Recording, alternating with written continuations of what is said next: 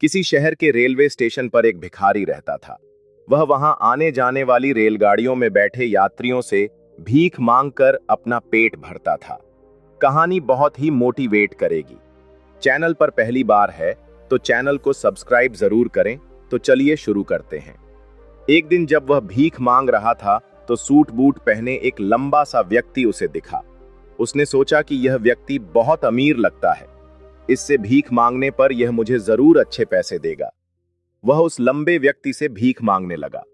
भिखारी को देखकर उस लंबे व्यक्ति ने कहा, तुम हमेशा मांगते ही रहते हो, क्या कभी किसी को कुछ देते भी हो?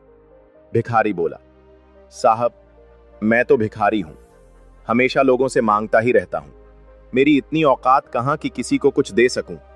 लंबा व्यक्ति बोला, जब किसी को कुछ दे नहीं सकते तो तुम्हें मांगने का भी कोई हक नहीं है। मैं एक व्यापारी हूं और लेन देन में ही विश्वास करता हूं। अगर तुम्हारे पास मुझे कुछ देने को हो तभी मैं तुम्हें बदले में कुछ दे सकता हूं। इतना कहने के बाद वह लंबा आदमी ट्रेन में बैठकर चला गया। इधर भिखारी उसकी कही गई बात के बारे में सोचने लगा। उस लंबे व्यक्ति के द्वारा कही गई बात उस भिखारी के दिल में उतर गई। वह सोचने लगा कि शायद मुझे भीख में अधिक पैसा इसीलिए नहीं मिलता क्योंकि मैं उसके बदले में किसी को कुछ दे नहीं पाता हूं। लेकिन मैं तो भिखारी हूं, किसी को कुछ देने लायक भी नहीं हूं। लेकिन कब तक मैं लोगों को बिना कुछ दिए केवल मांगता ही रहूंगा? बहुत सोचने के बाद उस भिखारी ने निर्णय किया कि जो भी व्यक्ति उसे भीख देगा उसके बदले में वह भी उस व्यक्ति को कुछ जरूर देगा। लेकिन अब उसके दिमाग में यह प्रश्न चल रहा था कि वह खुद भिखारी है, तो भीख के बदले में वह दूसरों को क्या दे सकता है? इस बात को सोचते हुए 2 दिन हो गए, लेकिन उसे अपने प्रश्न का कोई उत्तर नहीं मिला था। तीसरे दिन जब वह स्टेशन के पास बैठा हुआ था, तभी उसकी नजर कुछ फूलों पर पड़ी जो स्टेशन के आसपास के पौधों पर खिल रहे थे। उसने सोचा, क्यों ना मैं लोगों को भीख के बदले कुछ फूल दे दिया करूं। उसको अपना यह विचार अच्छा लगा और उसने वहां से कुछ फूल तोड़ लिए। अब वह ट्रेन में भीख मांगने पहुंचा। अब जब भी कोई उसे भीख देता तो उसके बदले में वह भीख देने वाले को कुछ फूल दे देता। उन फूलों को लोग खुश होकर अपने पास रख लेते थे। अब भिखारी रोज फूल तोड़ता और भीख के बदले में उन फूलों को लोगों में बांट देता था। कुछ ही दिनों में उसने महसूस किया कि अब उसे बहुत अधिक लोग भीख देने लगे हैं। वह स्टेशन के पास के सभी फूलों को तोड़ लाता था। जब तक उसके पास फूल रहते थे तब तक उसे बहुत से लोग भीख देते थे। लेकिन जब फूल बांटते बांटते खत्म हो जाते तो उसे भीख भी नहीं मिलती थी। अब रोज ऐसा ही चलता रहा। एक दिन जब वह भीख मांग रहा था तो उसने देखा कि वही लंबा व्यक्ति ट्रेन में बैठा है, जिसकी वजह से उसे भीख के बदले फूल देने की प्रेरणा मिली थी। वह तुरंत उस व्यक्ति के पास पहुंच गया और भीख मांगते हुए बोला, आज मेरे पास आपको देने के लिए कुछ फूल है। आप मुझे भीख दीजिए तो बदले में मैं आपको कुछ फूल दूंगा। उस लंबे व्यक्ति ने उसे भीख के रूप में कुछ पैसे दे दिए और भिखारी ने कुछ फूल उसे दे दिए। उस लंबे व्यक्ति को बात बहुत पसंद आई। वह बोला, वाह, क्या बात है, आज तुम भी मेरी तरह एक व्यापारी बन गए हो। इतना कहकर फूल लेकर वह लंबा व्यक्ति अपने स्टेशन पर उतर गया। लेकिन उस लंबे व्यक्ति द्वारा कही गई बात एक बार फिर से उस भिखारी के दिल में उतर गई। वह बार बार उस लंबे व्यक्ति के द्वारा कही गई बात के बारे में सोचने लगा और बहुत खुश होने लगा। उसकी आंखें अब चमकने लगीं। उसे लगने लगा कि अब उसके हाथ सफलता की वह चाबी लग गई है जिसके द्वारा वह अपने जीवन को बदल सकता है। वह तुरंत ट्रेन से नीचे उतरा और उत्साहित होकर बहुत तेज आवाज में ऊपर आसमान की तरफ देखकर बोला, मैं भिखारी नहीं हूं, मैं तो एक व्यापारी हूं, मैं भी अमीर बन सकता हूं। लोगों ने उसे देखा तो सोचा कि शायद यह भिखारी पागल हो गया है और अगले दिन से वह भिखारी उस स्टेशन पर फिर कभी नहीं दिखा। लेकिन 6 महीने बाद इसी स्टेशन पर 2 व्यक्ति सूट बूट पहने हुए यात्रा कर रहे थे। दोनों ने एक दूसरे को देखा तो उनमें से एक ने दूसरे से हाथ मिलाया और कहा, क्या आपने मुझे पहचाना?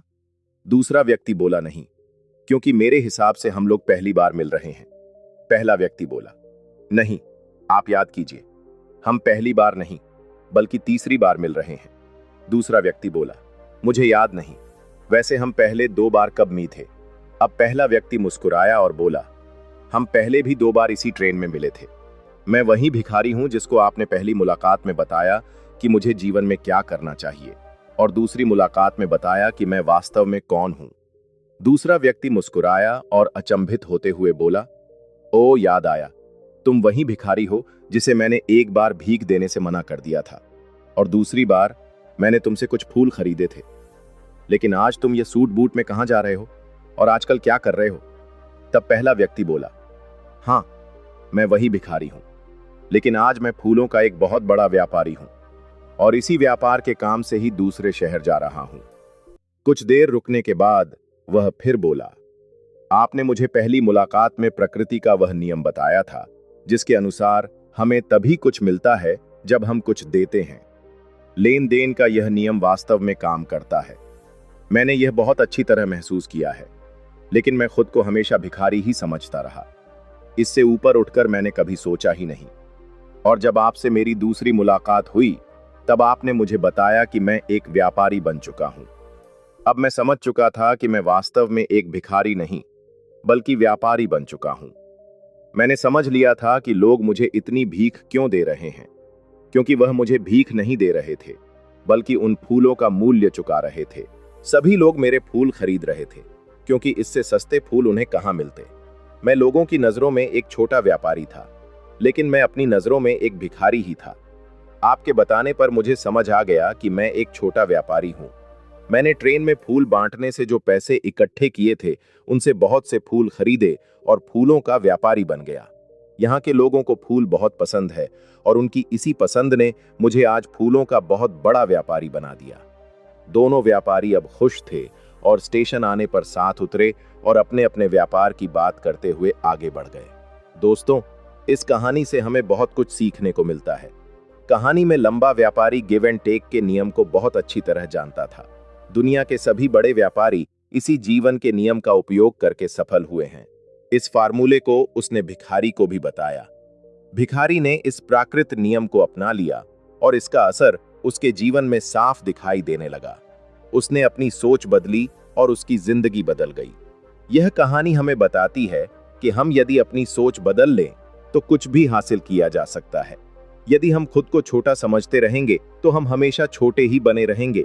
बड़ा बनने के लिए हमें अपनी सोच को बदलना होगा और खुद के बारे में बड़ा सोचना होगा। कहानी का सार यह है कि सफलता आपकी सोच में छुपी होती है।